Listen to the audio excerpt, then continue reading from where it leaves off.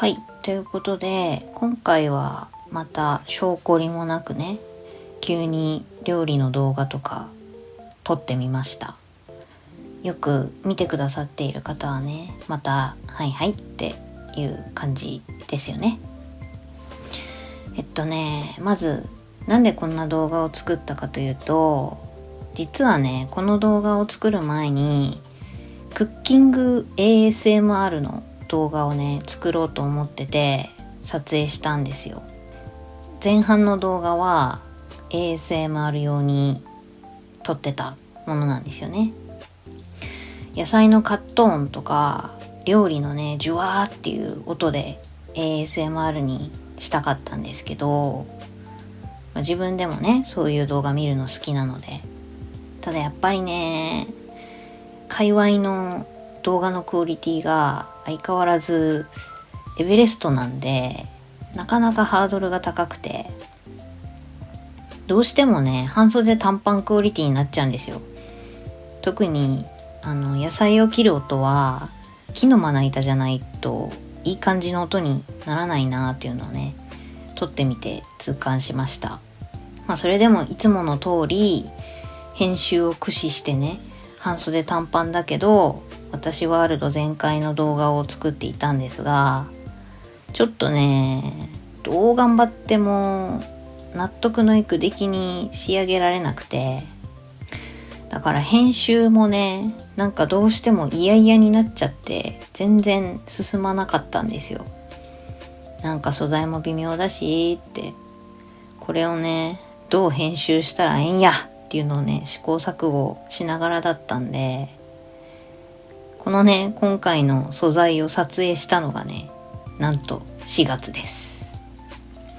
後回しにしまくってて、でもねデータ残しておいてもメモリを圧迫するだけなんで、ただせっかく撮影したのもね完全にボツにするのももったいないよなとか思ったりして、うだうだしながらねとりあえずだましだまし編集してたんですけど、 ASMR としてはあと書き出すだけ状態までなんとか持っていったんですが、ちょっとねやっぱ違和感がどうしても拭いされなくて、思い切ってねクッキング with me で作り直ししました。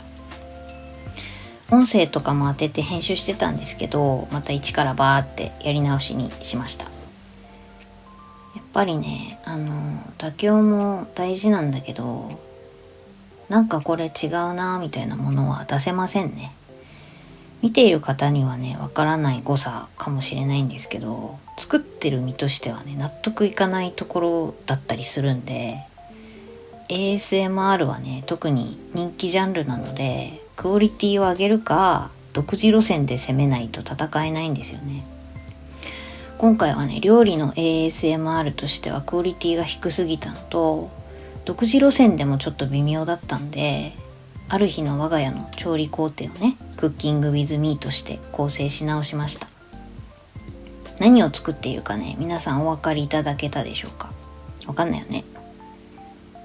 最初の方はね ASMR 用で作ってたんですけど、別の動画にしようかなと思ったんだけど尺的にいけそうだったんで組み込んでみました。小松菜と豚肉の炒め麺になった。この時次女がねまだ午前保育で給食食べる前に帰ってきてたので一緒に食べました。なんかね嫌がってた小松菜を。ホットケーキもね何回も作ってるからこんな感じで目分量で作っちゃいます。次がね休みの日の下ごしらえの様子かな。お昼にチンタレ焼きうどんを食べて、夜は手作りピザでした。手作りピザはね生地をこねるところからなんでちょっと大掛かりなんですけど、結構定期的にやります。子供たちも夫も大好きなんでね、余裕がある時にやるっていう感じです。宅配ピザよりねあっさり食べられるんで結構好きでやりますね。で最後がね普通の日の調理工程ですね。野菜を切っているのはスープです。我が家ね特に私なんですけど手軽に野菜をたくさん食べたいんですよ。でサラダもいいんだけど、結局ドレッシング味になっちゃうから、子供たちもね、スープの方が柔らかいから野菜がたくさん食べやすいかなっていうのもあって、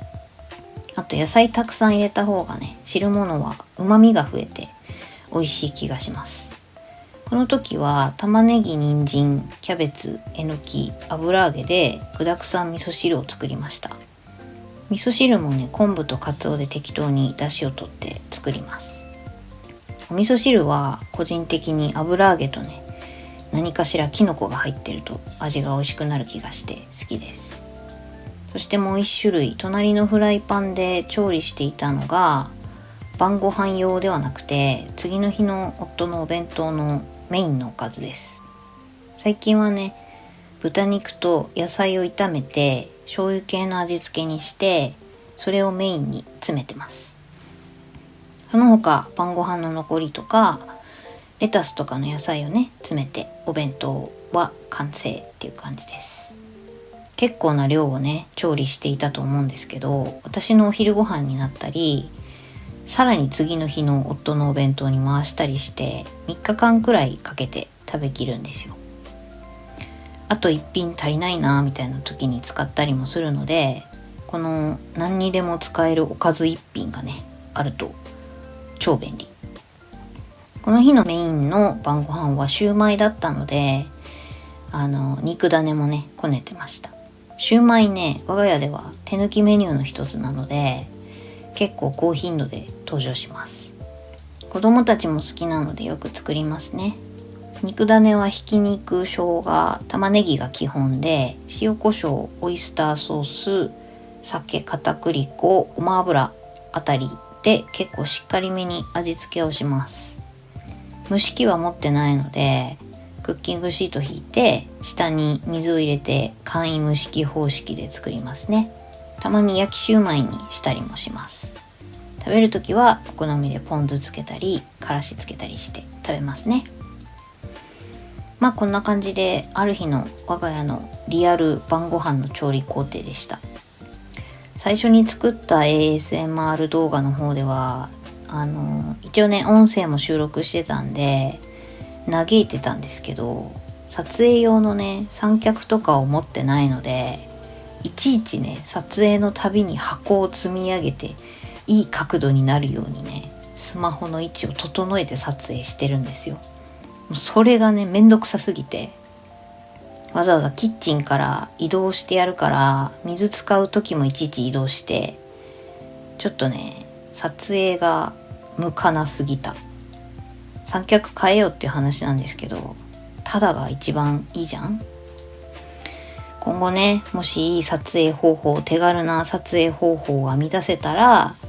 もしかしたらシリーズ化してある日のご飯支度の様子などをまた上げることがあるかもしれない。相変わらずねクオリティは高くないし映えてもいないので、マジでリアルな我が家の晩ご飯です。おしゃれな家具でもないからね。でも子育て中のねリアル飯なんてこんな感じですよ。慌ただしく作って冷蔵庫の中身から献立を組み立てて、子供たちが食べやすいメニューで組み立てて、それでもなんか不評な時もあるし、思ったより食べ足りないみたいな時もあるし、頭の中のね5割くらいは飯のこと考えてるんでね、主婦なんて。結局ね、私がコンテンツ化できるのってこういう子育て中のリアルな日常をね切り取ったものなんですよ。日常から得た何かについて文字にしたり喋ったり収録したりっていうところなので、子供たちと出かけて街中の喧騒を一緒に収録とか、お散歩行ったついでに ASMR 撮影とかね、そういう形になると思うので、結構この番外編はいつもニッチな動画になると思います。個人的にはね、街中の喧騒って魅力的な音が溢れていると思っているので、タイミングがあったら撮りたいな。刺さる人に刺さったら嬉しい。本当はね、自分が見るの好きなんですけど、リストック動画って言って冷蔵庫に淡々と買ったものを収納していったり、詰め替えをひたすらやったりっていう動画もいいなって思うんですけど、結局ね、生活感しかないから我が家。収納するのに収納ケースを買うっていう価値観がちょっとあまりなくて、収納スペースに収まるように工夫するタイプなので、ケースとか同じもので揃ってないし、その時余ってるケースでなんとかするみたいな、シンデレラフィットしてる冷蔵庫とか憧れるんだけどね、ちょっとガサツでズボラな人間にはできやしね。でも最近はね、子供たちとか夫とかが過ごしやすいように少し配置を見直して整えているので、なんかね、お家別に狭くないんですよ。ただスペースの割にすごい贅沢な使い方をしているところがたくさんあって、そういうところをちゃんと有効活用していきたいなと思います。あと断捨離ね、捨てられない魂が邪魔をするので、しっかりね、不要なものと必要なものを選別してミニマルに生活していきたいですね。今回のこのクッキング with me は今後また素材が用意できたらシリーズとして作っていければなと思います。私もね、ブログとかで実はあんまり料理の話ってしてないんですよ。自分でもなんでかなっていうのは分かんないんですけど、なんていうか当たり前のものになりすぎてて、特に語ることがないと自分の中でね思っちゃってる部分があって、実家にいる時からね、自炊料理が好きで自炊してたので、もうなんだかんだ自炊歴も20年ぐらい経つんかな。だからね、あんまりレトルトに頼ることって少なくて、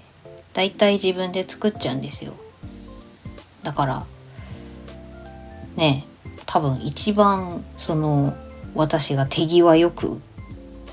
やっているものなんだけど、だから特に特別感を持ってないというか、まあそんな感じでね、私が唯一自分で自慢できる技の一つなんで、料理は今後うまく素材が用意できたらシリーズ化できたらいいなと思います。自分でもね、子育て中のご家庭の持ってないリアルな飯がすんごい気になるんですよ。みんな何食べてんだろうって思うから、我が家こんなの食べてるよとか、こういうの便利だよみたいなのがあったらぜひ教えてください。では、見習い主婦ブロガーの独り言ラジオ番外編、映えない突然我が家の晩ご飯でした。したっけね。